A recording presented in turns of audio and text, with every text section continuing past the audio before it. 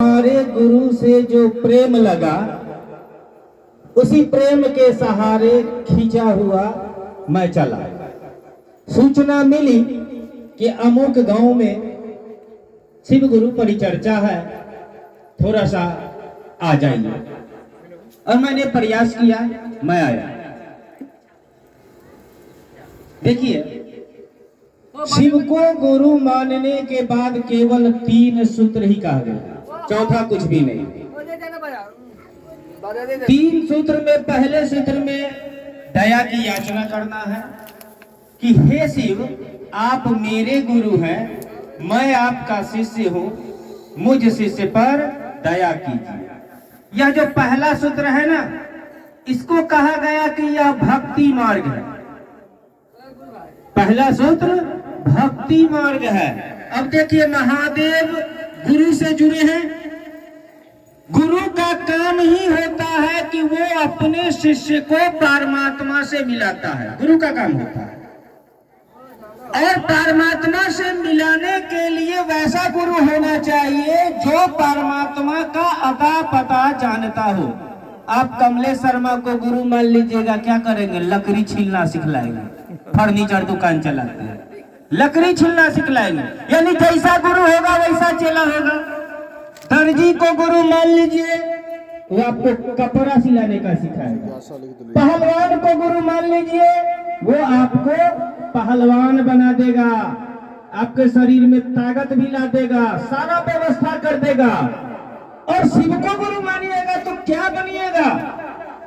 शिव को गुरु मानिएगा, बोलिए क्या बनिएगा? शिव का मतलब होता है कल्याण करने वाला। हम और आप अगर शिव को गुरु माने हैं तो लोग कहते हैं कि शिव का चेला शिव बनेगा। तो शिव बनने का मतलब ये नहीं है कि आप भोला बाबा बन गया सब आपको जोड़ डालेगा, ऐसा नहीं है। शिव का अर्थ होता है कल्याण करने वाला। आप भी जनमानस का कल्याण करेंगे, आपके द्वारा इस जन जन का कल्याण होगा। और जब ये कल्याण होगा तो यह जनमानस शिवमय हो जाएगा। हमारे आपके घर में जब कोई बच्चा जन्म लेता है ना, घर पे हो या अस्पताल में हो, हम लोग इंतजार में रहते हैं, बेचैन रहते हैं। अस्पताल में तो ज्यादा हम लोग परेशान करते हैं डॉक्टर को कि डॉक्टर साहब क्या हुआ?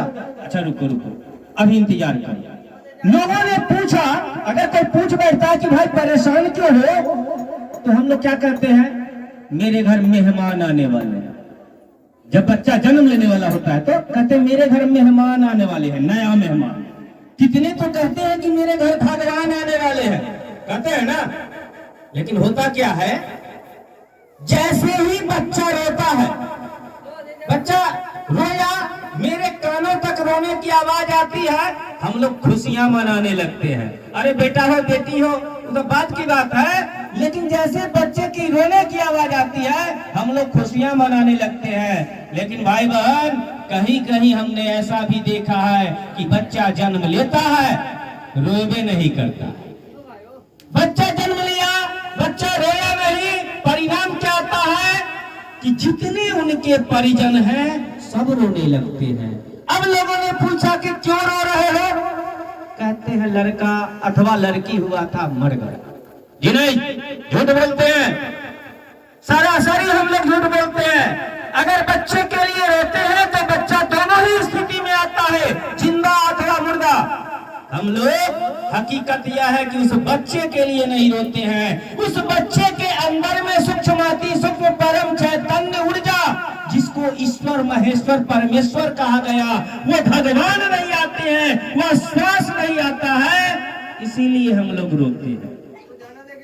पहला पॉइंट सही था कि मेरे घर भगवान आने वाले हैं।